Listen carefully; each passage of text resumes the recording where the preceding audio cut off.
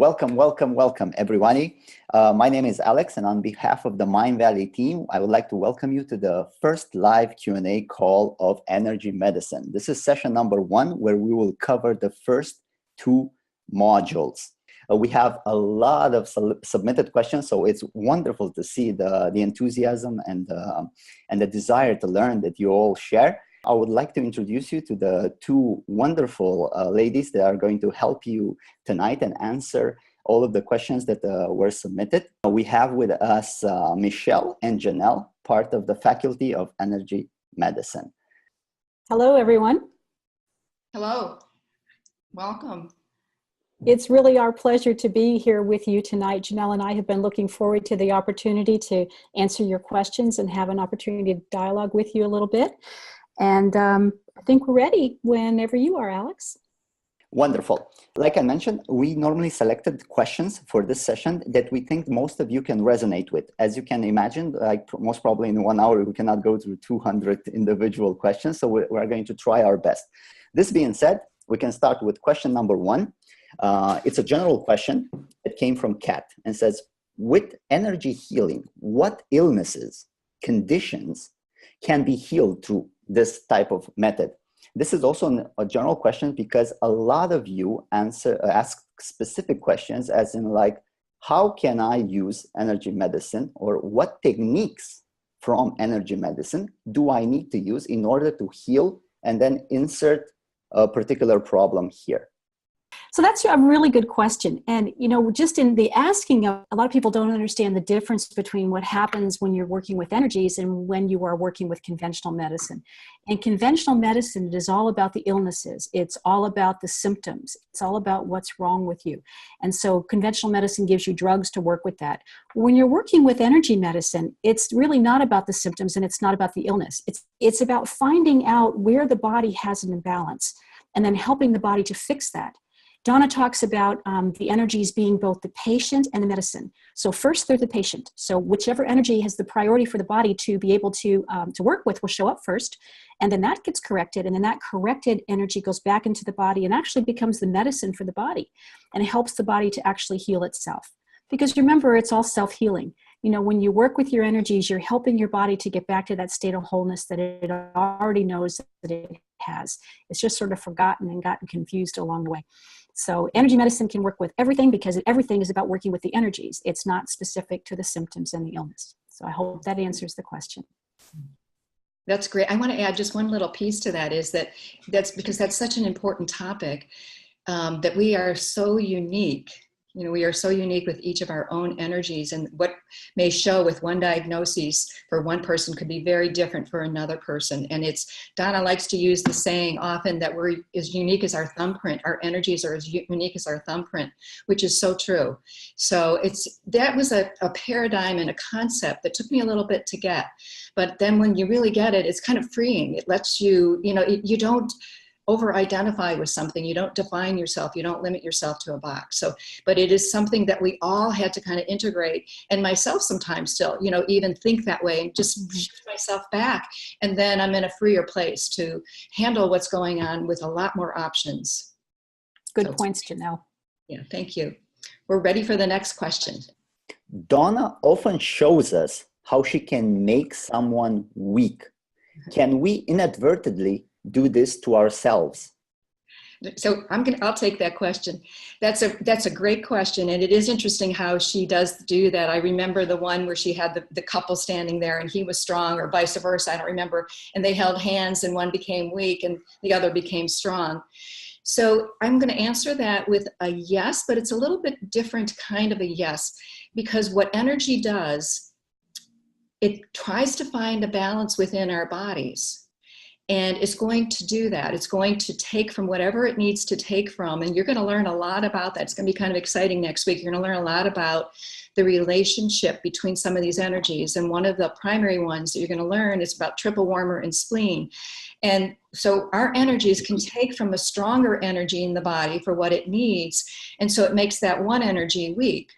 So, and it's not really weak, it just shifts the balance around. But you can become depleted in one area because another area is really needing it. but you can learn about that through energy testing. And then when we do certain exercises, it kind of balances all of them. And in one of the modules that you're going to be learning forward in the class is you're going to learn how all the energies relate to one another and how they take from one another and how they give to one another. So yes, it can happen within yourself as well. How do I self-test my energy and prove that it is working for my personal healing? That's a really good question, Shirley. And, that was one of my questions too, when I first started learning energy medicine, is I wanted to be able to self-test myself. And luckily, we're going to be covering that in session 4. So that will be coming up, and we'll be getting to all those different ways that you can self-test yourself. So you just need to hang on a little bit longer. I have been doing the daily energy routine for about 30 days now. There are days I feel great, and then there are days where my emotions are just running raged. Sometimes calming triple warmer helps, but not all the time. What can you suggest as an exercise to get my emotions under control? So for that question, that's a great question. And, you're going to see fluctuations like what you described here, Vicki, that some days are great and some days you're just running ragged, and you're going to have that variation because energies do vary. The exercises that you just learned this week are actually great. You just learned the neurovascular hold, and you learned the grounding techniques. Being grounded is so key when you have a lot of emotional discharge or a lot of emotions kind of going on all at one time. We're kind of like an electrical wire where we need to be grounded down into the earth, and our emotion, when we are grounded, you can feel less anxious. You can feel, your emotions can have a little bit more stability. And once you're grounded, so number one, I would do one of the grounding exercises. And one of those is where you're pulling the energy down your legs and off your hips and down into the earth. Another great one that you did learn was the spooning of your feet. So you can do those two. Hookup is a great grounding exercise, and you learned that in week 1. So doing any of those to start with. And then from there, doing some of the neurovascular holds. Remember when Donna was standing on stage and holding, I think it was Ellen's neurovasculars in the class. She was holding, you can just hold the front and the back of your head and allow that to process. You may or may not feel the blood flow. Donna did mention that when you're doing it on someone else, you feel it, but when you're doing it for yourself, it's less likely that you may feel it. So don't worry whether you're feeling it or you're not feeling it. Just know that you're shifting the way that the blood is flowing from the reactive brain back here up into the prefrontal cortex, where you're going to be able to feel it and sort through it with more clarity and have less emotional reactivity. So. Really good answer, Janelle. Great. I think we're ready for the next one, Alex. You said that energy blockages in organs can exit while before an illness develops. If we don't have any known illnesses or pain, but want to do a general wellness check to see if there are any areas that could become troubled in the future, how could we do that to better prevent a potential treatment? The daily energy routine that you learned is probably the best wellness check that I could think of, because it allows the body to balance all of the different energy systems. So that's always a great place to start. You're also going to learn more about working with the aura in session 7. And many times illnesses, before they get into the organs, have been in the aura for a long time. But for right now, I would also just tune into yourself. Tune into yourself. Does something feel off? Does something feel wrong? Do you tend to have an area of the body that hurts or feels uncomfortable? If you do feel that, then you could actually take one hand and put one hand on that area, and you can take your other hand and put it up here on your neurovasculars. And that can help to balance the energy that's in that particular organ as well. And when you tune into yourself, sometimes you know whether or not you need a specific technique from the daily energy routine. One of the things that I can tell sometimes when I have an upset stomach, to me, that's an indication that I'm not grounded. And so I'll take a few minutes and I'll tap on my cheekbones here, because that helps me to ground through the stomach meridian. So a lot of this is just tuning into yourself and asking yourself if there's a problem somewhere, and then seeing what comes to your mind. Your intuition is great at helping you with this. It will give you the answers to where you need to go. Mm-hmm. Janelle, do you have anything to add to that? No, I just wanted to clarify. I went back and looked through. Actually, you have not learned the Celtic weave yet, but what you have learned is figure eights. Just doing figure eights in the will be what you can do for that right now. Yeah. Yeah, that would be excellent. Those figure eights can also be done over an organ. If you think that you have a problem with an organ, or you're worried that you might, or when you tune into yourself, your body says something about an organ, you can always do figure eights over that organ. Donna says never underestimate the power of a figure eight. It's extremely, extremely powerful and helps the body to balance the energies in a particular location, including organs. How do I know when my energy is off in order to help someone else fix their energy? So I'm going to go with that one. I wasn't quite clear what was being asked, but I'm thinking that what you're asking is saying, if your energies are off, are you concerned that they are going to, I'm going to answer it in two ways. One is, if your energies are off, are you concerned that they're going to affect another person? Or do you want your energies really balanced so that you can be in a balanced state to best help someone else?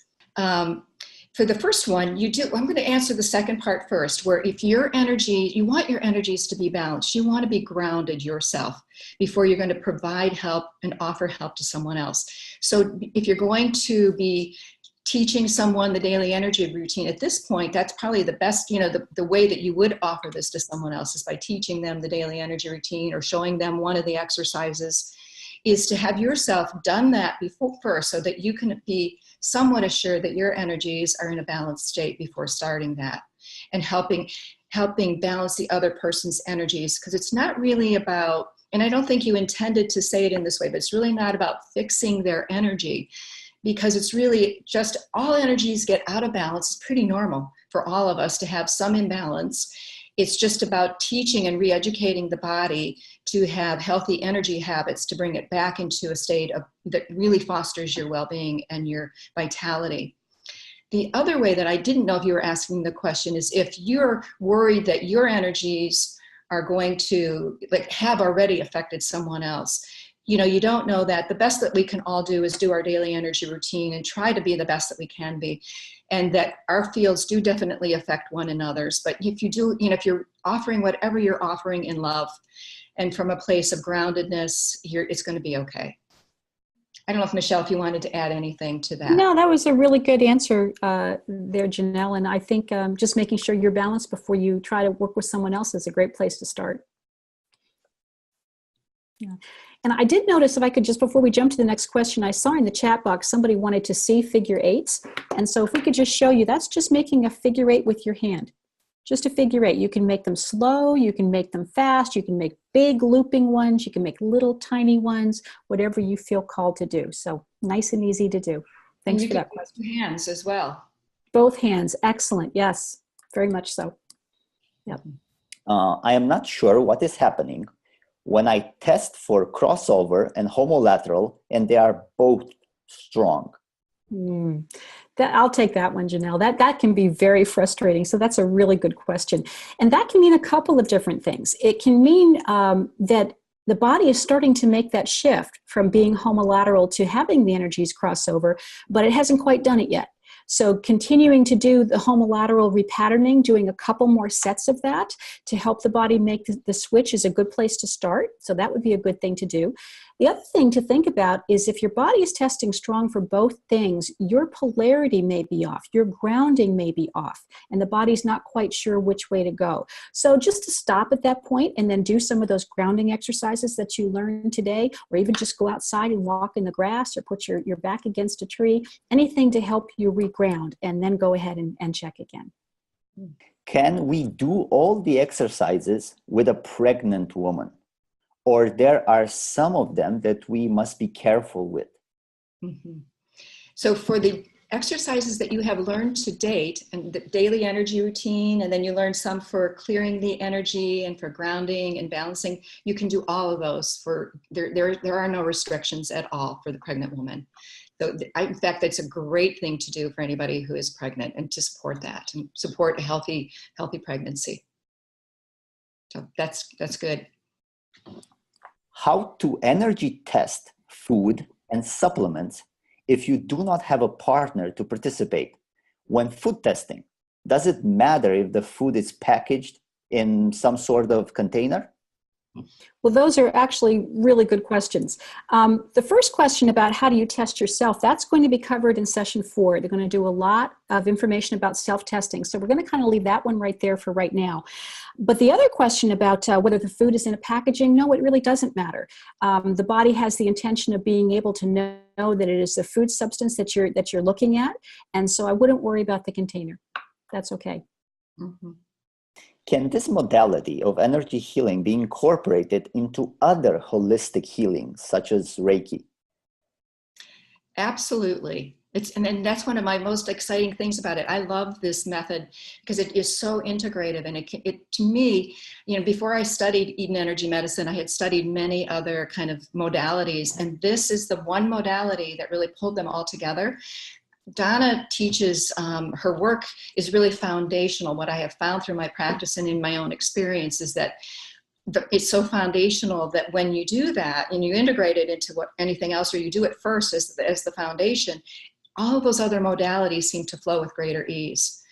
It's not a replacement for anything, but it's not saying any of those other modalities are not unique in doing what they do. But I find that they complement each other very, very well.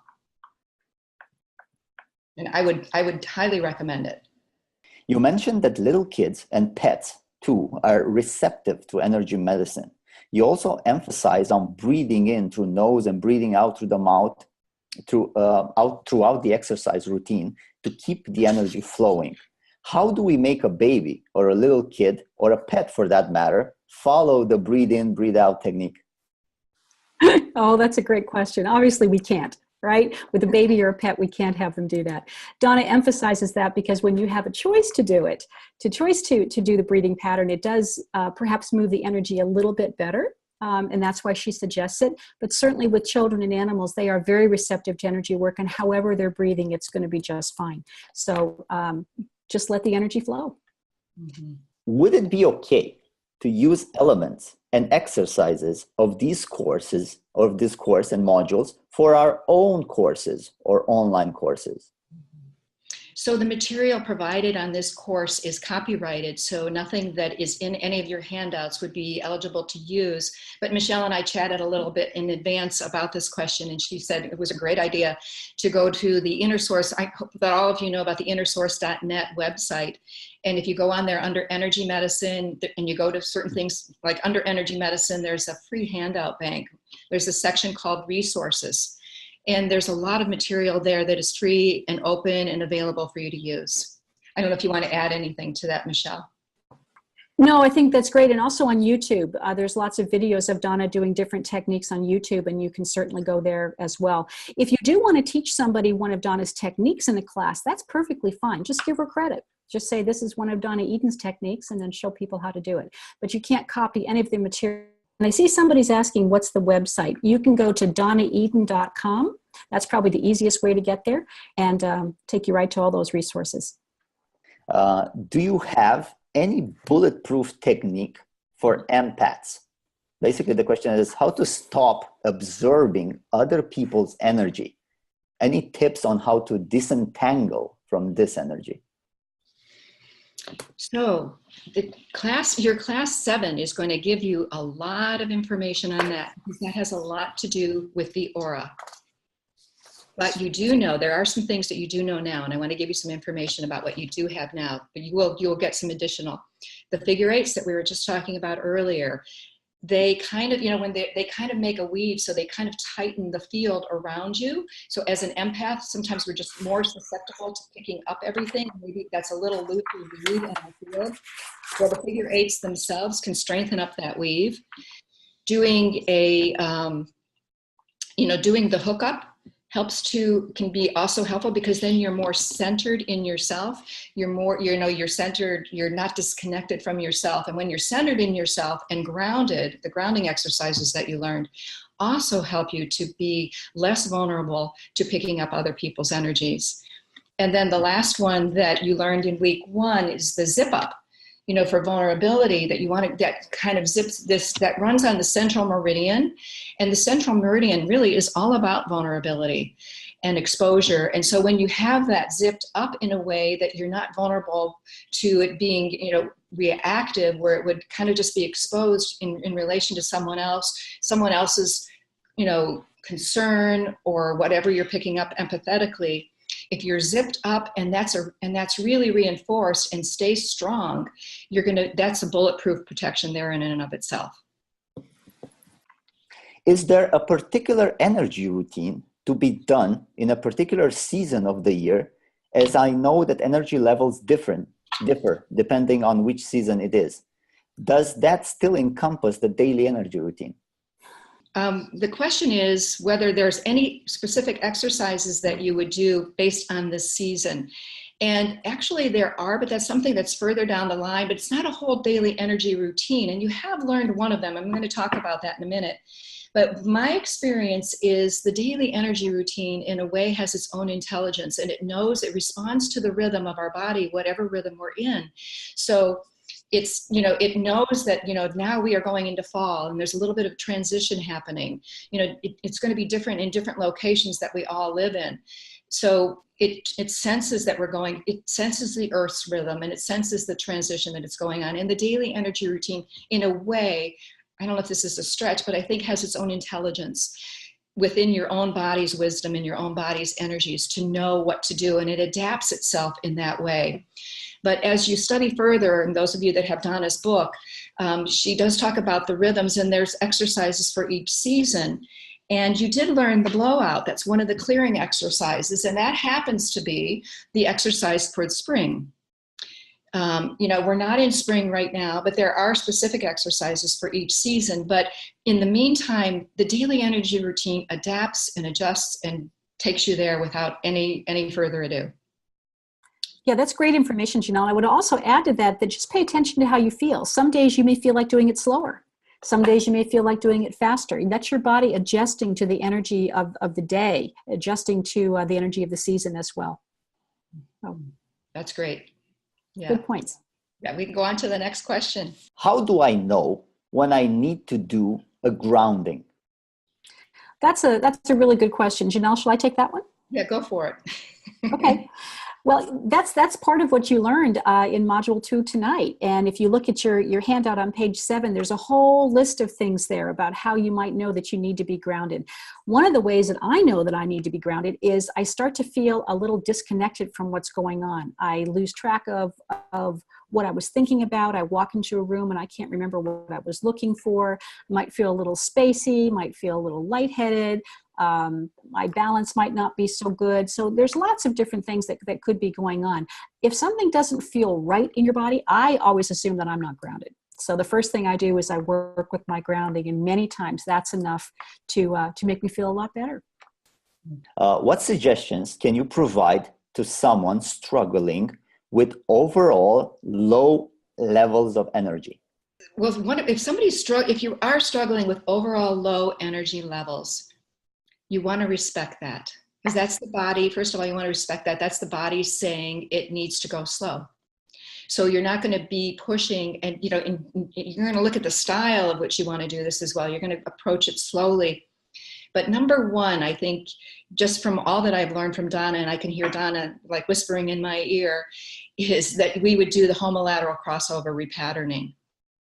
That if you're tired and you've got overall low energy, you want to do that. And that's the one that you learned in the second week, where you're going to do 10 or 12 parallel marches, and then you're going to do 10 or 12 crosses, and then more parallels, and then more crosses, and more parallels, and then double the amount of crosses at the end. That's re-educating your body to know that it's crossing over from the left brain to the right brain. But if you're not doing that, it's an expensive use of energy, and 50% of your energy is tied up in holding that parallel pattern. So that's why she really emphasizes that exercise as one for someone with low energy.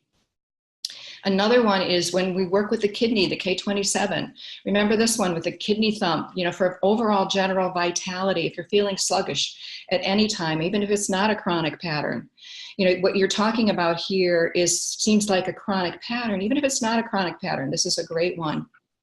When you do have a chronic pattern, or it's overall low energy for an extended period of time, you may do the same exercise like the homolateral cross crawl 3 times a day.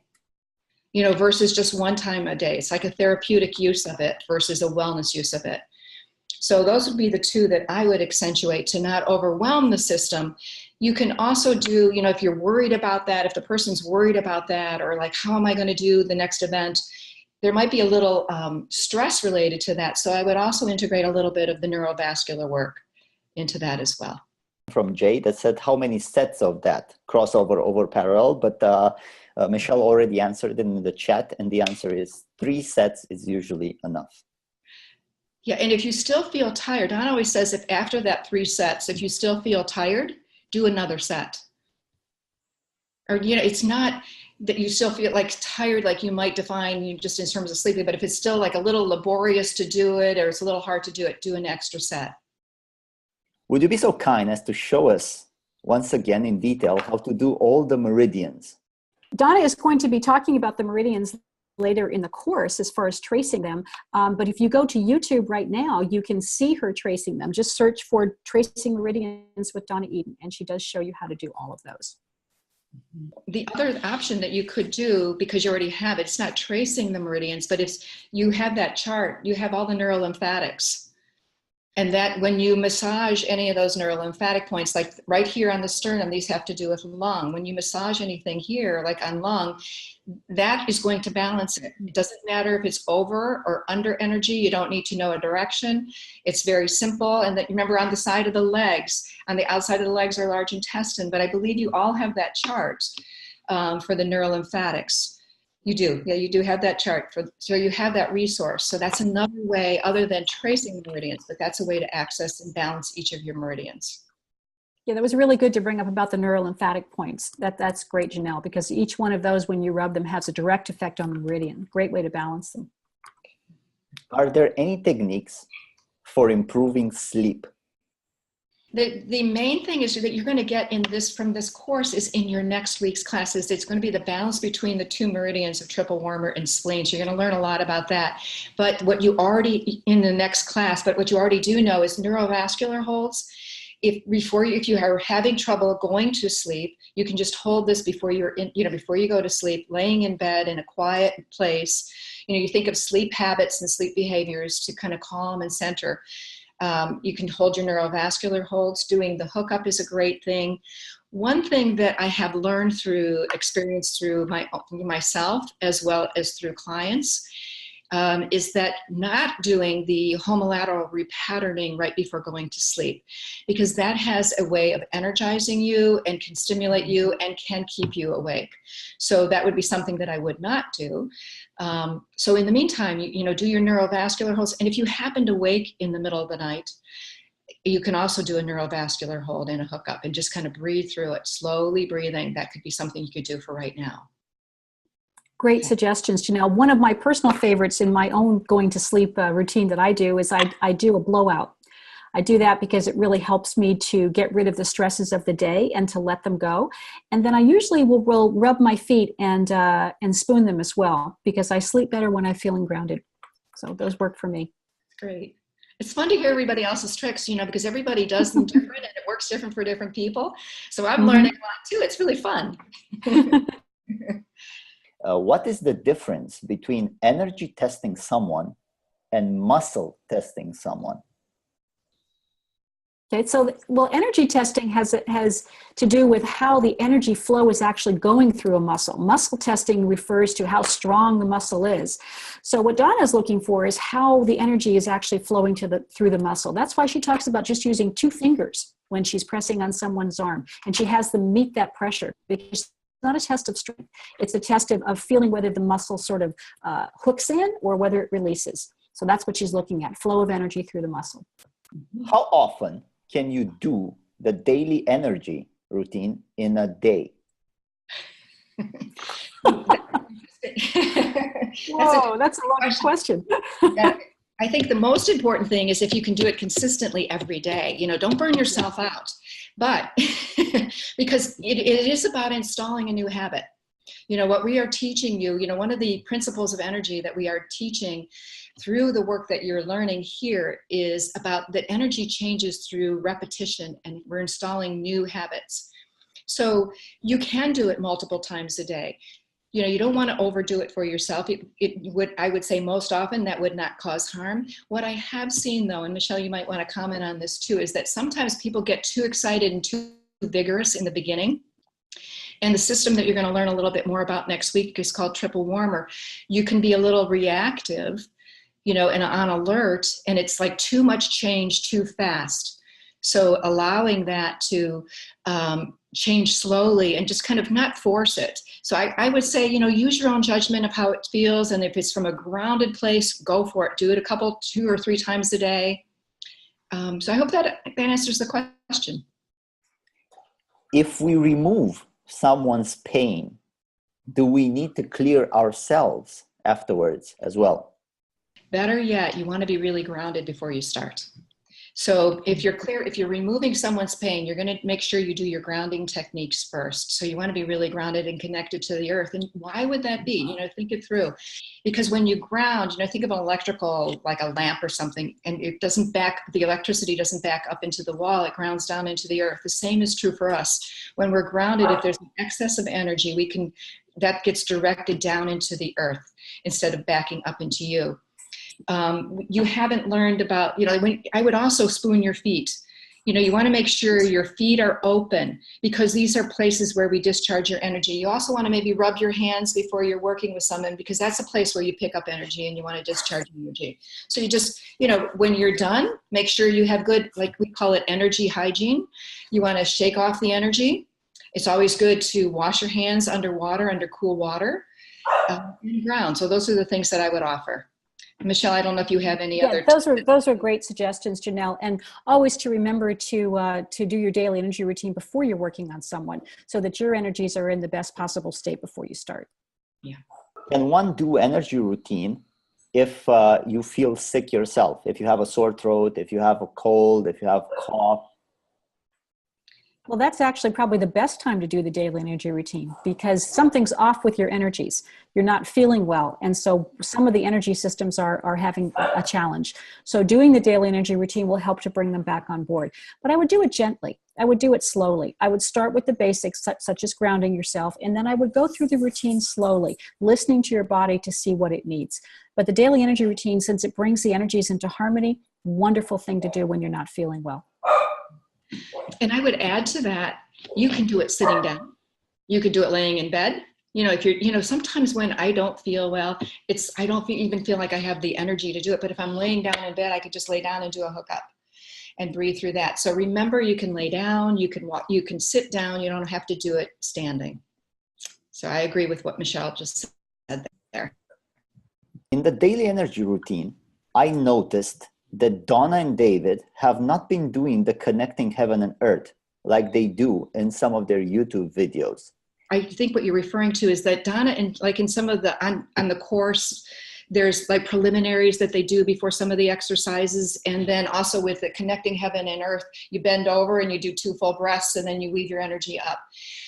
I think that's really about Donna being in the moment when she's teaching. I would go with what's on the handouts and what you see in a full clip where you see, you don't always have to do all the preliminaries, but I think for sure with connecting heaven and earth, after you do the 2 stretches, the 2 on each side, I think the bending over, taking your your full breaths when you're bending over is really important. It's part of the releasing. And you're also stretching a meridian along the back. You're stretching a bladder meridian, which is doing some work.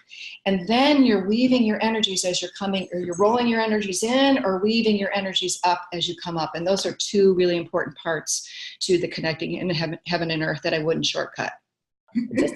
Just a small reminder, guys. So we are actually trying to pick questions that are relevant for the first 2 modules because we have 3 more sessions that are going to go in depth with the other part of material. And we do understand that sometimes you have a question and you just are burning to get the answer for that specific thing when you want.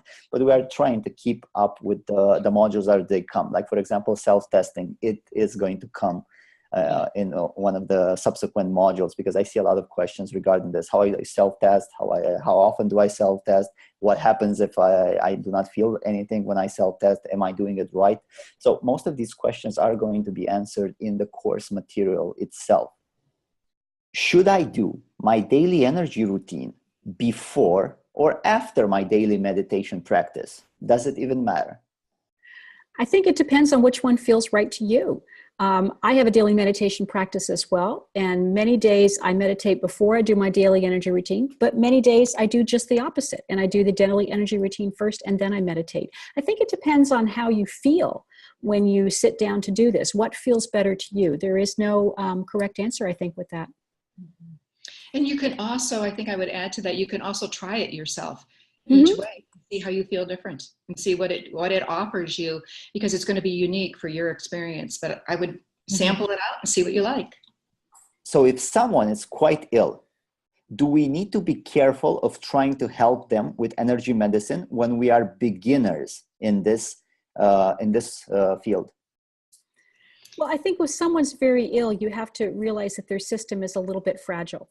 And so you can certainly help them to do some of the techniques, but I would just go very, very slow and see how they feel. I would always start with grounding, helping them to spoon their feet and to rub their feet, because that will help the energy work that you do to be a little bit more efficient in working with the body's energies.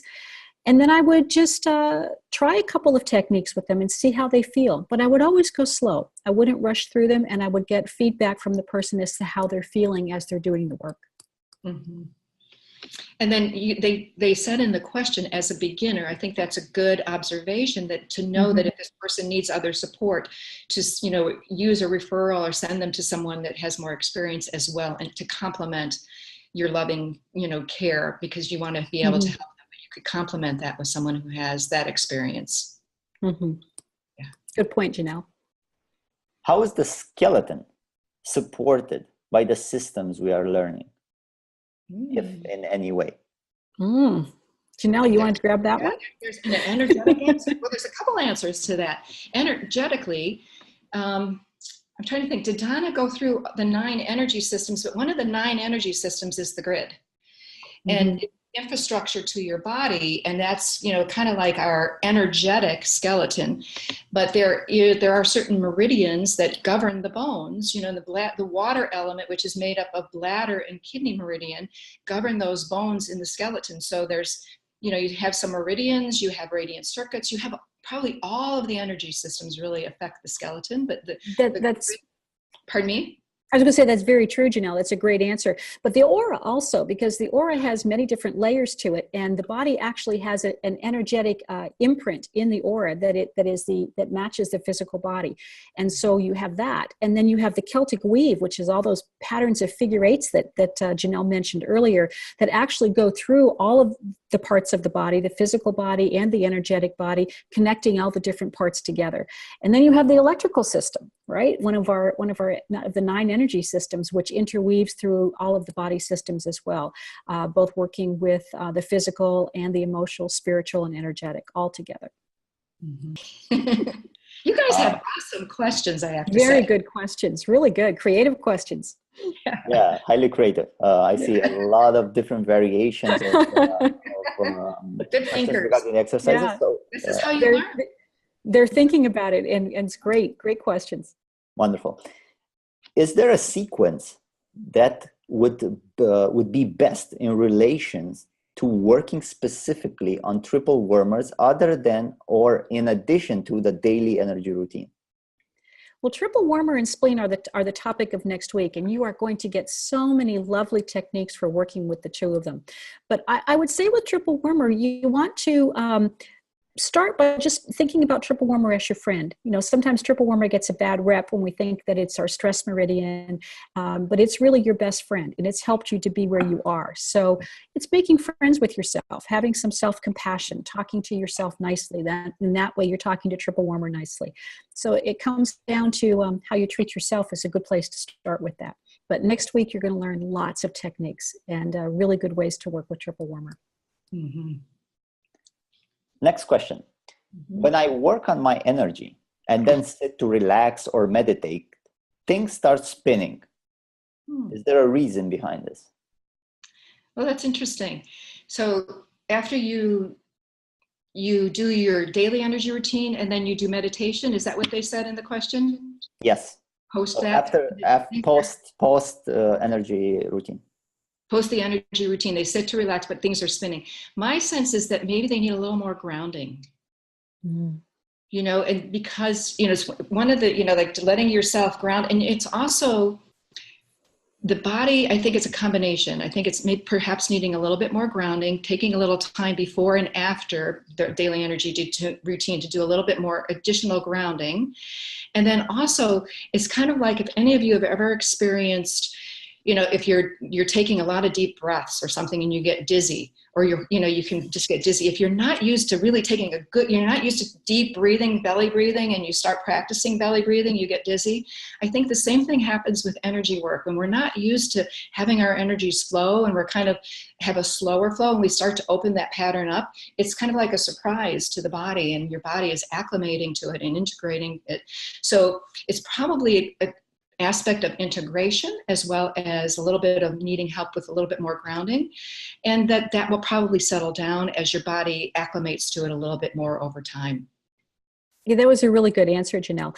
And one of the techniques that you learned, which is the hookup, actually really helps your body to integrate. So if you're feeling a little bit off or a little bit spinning or something like that after you've done the energy work, doing the hookup and just holding it while you do some nice slow breaths will help the body to integrate the work that you just did and to calm down.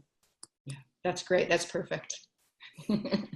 We have a question regarding a little bit the structure of how to consume the course. It says, if I feel I'm in pain, can I go directly to the pain module, or do I need all of the ones in between? So this can be extrapolated in a more general sense. Students have access to all of the materials in all of the 8 modules, but we are doing them 1 week at a time. Mm-hmm. If they feel like it, or if they need something, can they jump around, or is it better to literally take the modules as they are prescribed one by one? Well, you could jump around if you want to. If you want to go look at a pain technique, I'm certainly not going to tell you not to do that if you're having pain. But you will find that the pain techniques will work better if you are grounded, if you are doing your daily energy routine, and if you are working with triple warmer. Because the body starts with the basics, and grounding is a basic. If the body is not grounded, then it can't hold on to the corrections that you're doing when you work with your energy systems. And so you might get more frustrated that you try something and it doesn't work for you. And it could just be a simple thing that your body's not grounded. So it's a yes and no answer. Mm-hmm. And I see that someone just put in there, Alex, about grounding, the importance of grounding. And that was the hugest challenge for me when I first started working with energy, was becoming grounded. And it still can be a challenge for me when I get sick. One of the first things that goes off for me is my grounding. So, but when Donna talks about working with sessions, when she's training her practitioners, she often says, start with grounding and don't go anyplace else until they're grounded. Mm-hmm. So glad that got through. Mary also mentions this. What she learned is that the importance of being grounded before working with others. Yes. Mm-hmm. Yes. Great. Yeah. So you're a good conduit that way, and you're not taking things on. That's a great. Mm-hmm. And you will learn more and more when you're doing it, because mm-hmm. I learned the most. I mean, it's very exciting when you learn it this way, but you learn the most when you feel it. At least, maybe not everybody, but I'm kind of kinesthetic, and I learn through the feeling of it. Me too. Yourself, you're going to learn it. Yeah. Okay. Okay. Next question is in module 1, Donna showed that carrying a purse across your body can reduce your energy. Is there a way to properly carry a purse or a backpack or anything like this?